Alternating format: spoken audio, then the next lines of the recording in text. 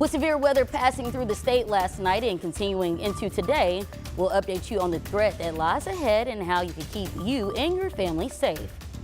And lawmakers continuing a busy week at the Capitol, the legislation that has passed looking to help keep former inmates from returning to a life of crime. Plus, a historic space mission is getting ready to take off. The reason one of the all-female crew members is saying she is ready for the challenge.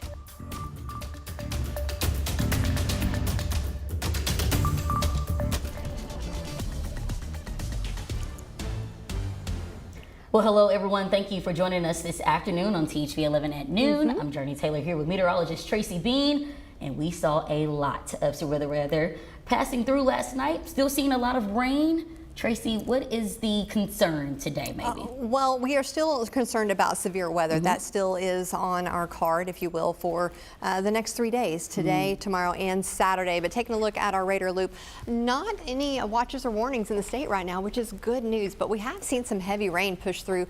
We started the morning off with a commute with some heavy rain showers and some loud thunderstorms, and you can see we just got those scattered thunderstorms around about now. Now, we talked about the rounds and rounds of rain that we will receive over the next couple of days and the flooding issues, but we're also going to be dealing with the severe weather risk for the next few days as well. Today we are in that enhanced area with just to the north and the south of that slight category, but making sure you stay weather aware today. We have all modes of severe weather possible today with that larger hail, tornadoes, and again those winds and flood alerts as we continue through into the weekend. This is going to be more of an issue. We're looking for this to continue through Sunday morning, and then again a few areas, those low-lying areas, they will begin to flood quickly. Hour by hour, we're going to see rain showers on and off throughout the day. This afternoon into the evening, some of those storms could become severe, so make sure you have the latest watches and warnings from THV 11. All right, Tracy, thank you. Well, here's some look at the damage in Elmira this morning. Take a closer look. As you can see, this home is left destroyed, which we were told is actually a shop, and now left in pieces all over this field. There is, of course, still a lot to assess, including just how strong this storm was. The National Weather Service will be in Elmira today to get more information. And a possible tornado that touched down in DeWitt Chief of Police Stephen Bobo sent us this video. He tells us this is between DeWitt and Lodges Corner. DeWitt schools are closed today because they are out of power. And a possible tornado in Lake City last night as well, thanks to Mary Beth Bird from sending this video in. You can see the lightning and what looks to be a massive tornado. No word yet on how big this storm was. Now, due to the storms, Governor Sanders is issuing an executive order declaring a weather emergency. This directs $250,000 to the Arkansas Department of Emergency Management. That money comes from the governor's Disaster Response and Recovery Fund. Right now, just a little more than 14,000 Arkansans are without power after last night's storms. Perry, Monroe, and Arkansas counties are the ones currently experiencing the most outages. The good news, however, is that number has fallen just a little bit from 20,000 this morning. And to stay on top of those outages, Entergy is out working on repairs. Before tornado warning even popped up, crews were out off of I-30 fixing a power line that bumped into a sign due to the wind. While it's obvious storms and tornadoes affect our power, Entergy is also worried about the flooding threat that we are now facing. If we experience some of this flash flooding, it doesn't necessarily always affect the grid, but it affects our ability to access some of it. So, that can certainly slow down some restorations if those conditions arise. Entergy says you can report outages on their app and to please stay away from any fallen power lines. Now, the governor also mobilized the Arkansas National Guard to assist with flood response. 4 high water teams and 40 extra guardsmen are now ready to help with evacuations that may occur in flooded areas over the next few days. Each team consists of 3 tactical vehicles, a Humvee, and 9 guardsmen. Each of those tactical vehicles can carry up to 18 passengers in the cargo compartment if needed. In Saline County, more sandbags will be handed out today to help with the heavy rain and flooding. Sandbags were handed out yesterday in high demand, and this morning they started again at 8:30. Now, the bags are free and available until they run out. You can find more info on the county's Facebook page. At the state capitol, lawmakers from both parties are pushing 2 bills meant to keep former inmates from returning to a life of crime. State Senators Clark Tucker and Ben Gilmore secured a win as their bills passed the Judiciary Committee Wednesday. Gilmore's Senate Bill 590 focuses on evidence-based programs and re-entry services, while Tucker's Senate Bill 485 supports individuals on probation and parole. All of these things we need to be doing if we are wanting to make sure that inmates are successful once they get outside the prison walls. I mean, if someone commits a violent crime, they need to be incarcerated. We need to do what we can to make sure that once they are released, they don't come back. Now, a justice reform expert stood with Tucker to share information on why these measures matter. Neither Gilmore or Tucker received pushback from the bill. Both bills move forward without opposition. Meanwhile, Governor Sanders is pushing new legislation to strengthen social media protections in Arkansas. This comes one day after a federal judge ruled the state's previous law requiring age verification for social media users was unconstitutional.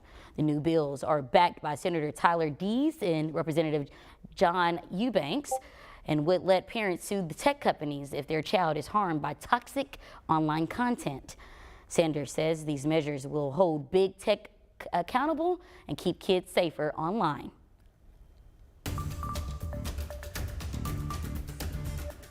Well, the markets and Americans are taking in President Trump's sweeping new tariff plan.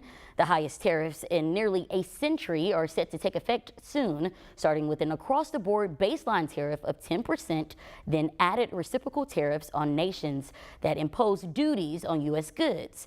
Natalie Brand has more from that move that the White House says is designed to spur manufacturing here in the U.S. The Dow sank more than 1,000 points at Thursday's opening, digesting the Trump administration's sweeping tariff plan. These changes in the stock market, while they're initial, long-term, you've got to assume, and medium-term, and employment-based, you're going to see America thrive. President Trump is imposing a 10% baseline tariff on nearly all trading partners, then hitting dozens of countries with reciprocal tariffs. The White House says they're roughly half of what those countries are charging the U.S. Reciprocal, that means they do it to us and we do it to them. The Trump administration is defending its plan as a long-term strategy, saying it's a matter of national security. The United States can no longer produce enough antibiotics to treat our sick. If anything ever happened from a war standpoint, we wouldn't be able to do it. China faces a new 34% tariff on top of what's already been imposed. The EU faces a 20% reciprocal tariff. What the United States is doing is pushing countries away from us. Economists say Americans can expect higher prices for everything from electronics to clothing. Allies have tried to talk him out of it, but he really doesn't seem to understand that tariffs are paid by Americans. Exempt from the new tariffs, Canada and Mexico, which are already facing taxes on select goods that the president put in place earlier this year. Natalie Brand, CBS News, the White House. And in response to 25% tariffs President Trump put into effect on foreign cars and car parts, automaker Stellantis announced a pause on production at some of its Canadian and Mexican assembly plants, and as a result, some temporary layoffs at the company's plants in Michigan and Indiana.